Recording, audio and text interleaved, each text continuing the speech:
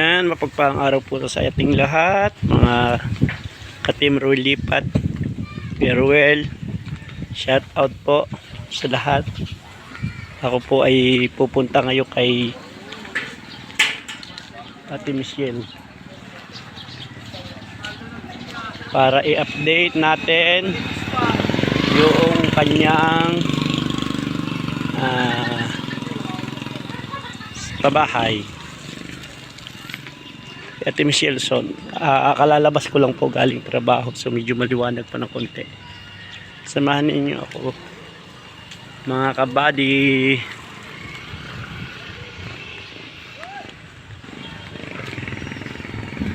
Welcome Barangay Bara.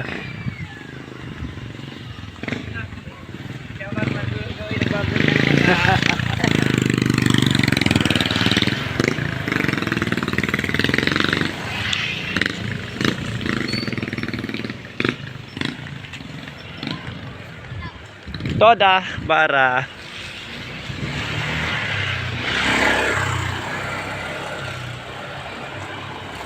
Medyo hapon na po.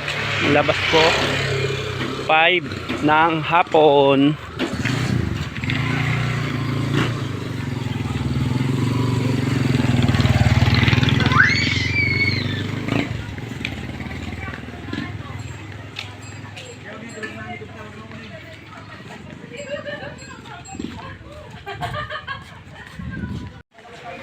Alpacaparo.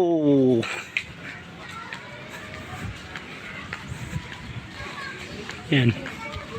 Medyo malayo-layo pa po tayo kay Ate Michelle Luzon. So medyo hapon na po dahil kalalabas lang ni kabady sa trabaho. I-update natin tungkol sa kanyang pabahay na tinatanong ni Kuya Ruel Lipat at ni Ate Percy. Ayan, samahan po ninyo dito sa Barangay Bara.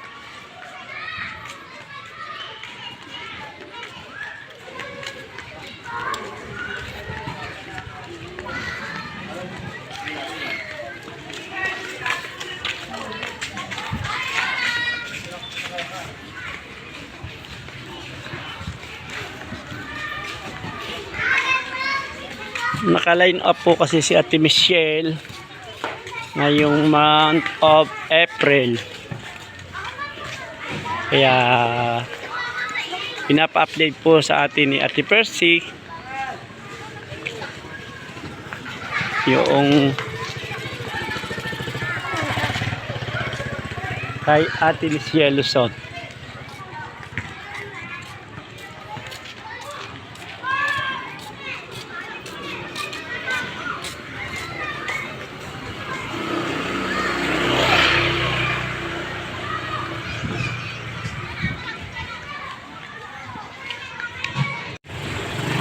Coca-Cola.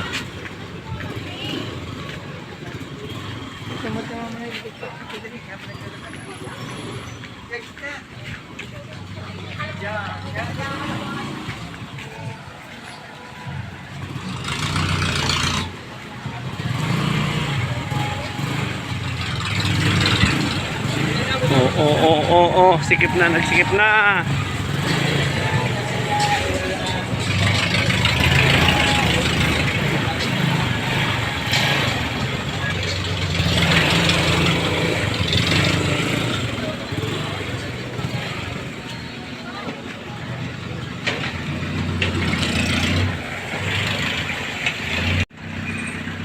Hapon na mga kabady. Ayan o, malapit na tayo sa bahay natin Michelle.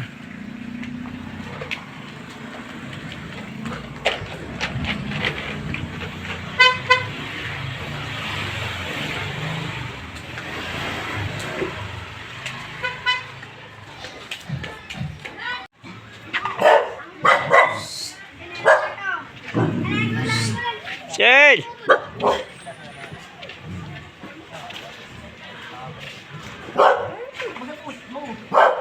Tao dun? Shed!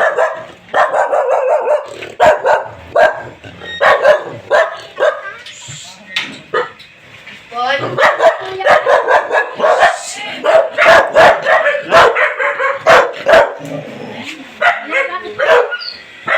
pinapupunta ka lang ni Ate Percy. Kumusta na daw ikaw?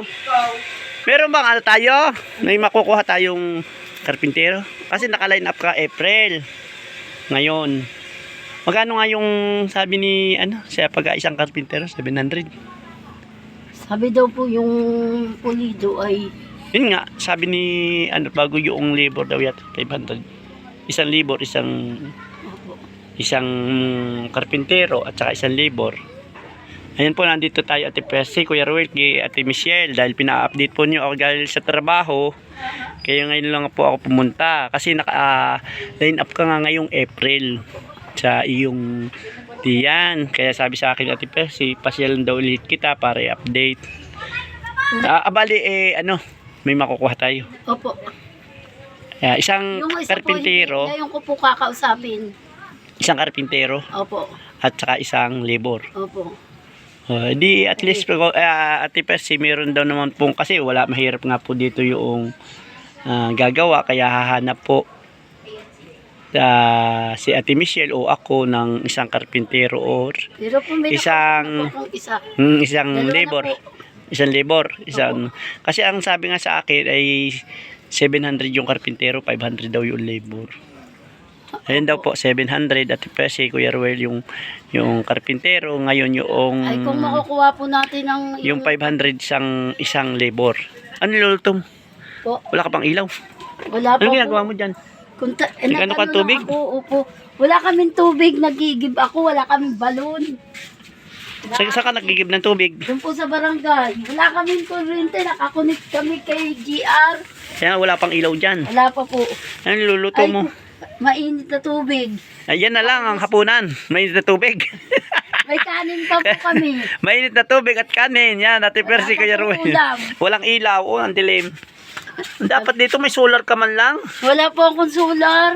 Kahit maliit na Kaya solar. mag-burnout kami, wala kaming ilaw. Ilapatong mo lang dito yung solar. Wala Bago. kang pambiling solar. Ay di malalaman dito kay Kuya Ruel, kay Ate Kaya Percy. ako, Ano yung solar lang na isang bago may ilaw. Pagdating ng hapon, maliwanag na dyan. Kuya, pwede ko po ba kaya akong kay Kuya Ruel ng kuwang po ng aking anak? Malalaman pa. Basta papunta pa dito kung halimbawa ano man ba papag-usapan, mai-open natin yun. Ngayon ang mga importante dito ay dapat mayroon kang solar man lang kahit na isa. Pagdating ng walang ilaw yan. Wala po, doon po yung nakakunik kay GR. Ay paano yan? Paano po Ay, binuksan? Pagka sasaksak. Saksak lang po.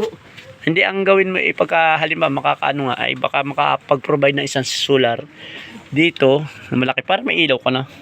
Pipindutin mo lang. Oo. Ayan Ate Percy, Kuya Ruel, ayan nandito tayo kay kay Ate Michelle. Ako nga po wala pong kapera-pera at walang hakot po. Walang hakot ng basura. Wala po akong hakot.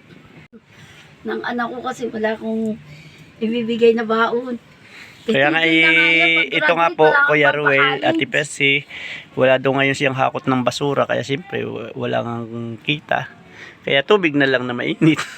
At saka kanin na lang. Kanin po. Kanin na lang at tubig na mainit. Basta mahalaga, importante, malakas ang katawan. Kaso nga lang, nagagamot ka pa rin. Nagagamot ako.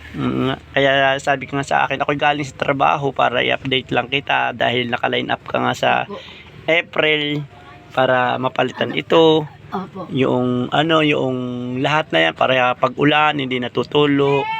Mabago na lahat yan para wala ka nang yung sabit-sabit di yung mga galon. Ayan. Ay siguro nga ay baka naka-line up nga ngayong April. Kaya yun po Kuya Ruel.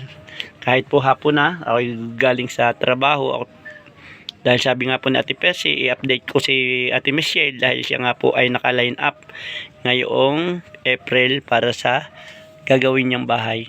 Magpasalamat ka kay Kuya Ruel at kay Ate Percy. Maraming salamat po Ate. Hindi ka makakita dito. Dito ka na kaunti maliwanag. Maraming salamat po Ate Percy at Kuya Ruel po. Naiiyak ka na naman sa mo. Kasi sabi nga niya yung pinanood ka Marami doon. po kasi akong problema Kuya, Ate. Ay inaanohan ko lang po. Kahit po ako inaaway ng ibang tao. ano lang po ako. Kaya, Ano? mahirap po kasi ang walang pang Papakunan. budget sa pagkukunan sa araw-araw.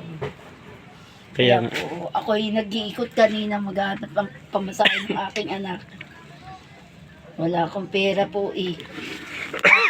Yung anak ko pang isa ay walang trabaho. Kaya nga, ayan, napapayak na naman po si Ate Michelle. Yung anak ko Kuya nga Ruel. po, magtatapos po ng grade 12. Wala po akong perang pambayad sa school. Kailangan pong bayaran din para po makagraduate yung aking anak. So, yan, at least na, ano mo man lang, nakatapos man lang ng grade 12, ano? Gusto nga po mag-aral ng grade 12, ay ng college. Wala pong magpapaaral. Hindi ko na po kaya. Ayan, ayan po, Pero Kuya maganda Ruel. po ang Gusto po, strand niya. Masipag po sanang pumasok. maganda ka kanyang mga grade. Maganda.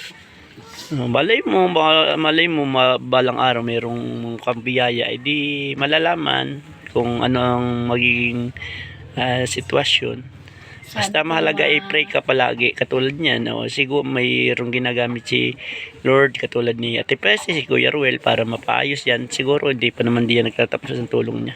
Kaya pasalamat ka kay Kuya Ruel. Ate Maraming Presi. salamat po Kuya Roel at Ate Presi. Percy po siya. Sige. Presi sa tulong niyo po sa akin. Yan po. Sa akin pong bahay. Yan. At sa binigay niyo po sa akin tulong para sa gamot. Yan, nagpapasalamat po Kuya Ruel. Sa kaunting pagkain po. Ayun. Sige po, at update lang ito ha, Ate Michelle ha. At pinapunta nga ako dito para ma-update ka dahil nga naka-line up ka. Eh malapit na yung katapusan na. Okay. Kaya ayan, maraming pong salamat sa inyong panonood. Shoutout po sa Team Ruel Lipat, lahat po ng member ng Team Ruel Lipat, especially po kay Kuya Ruel Lipat, Ate Luz Lipat, kay Ate Percy Official, ayan po, at sa lahat po ng member ng Team Ruel Lipat. God bless po and mabuhay po kayo lahat. Pagpalain tayo ng ating Panginoon. God bless everyone.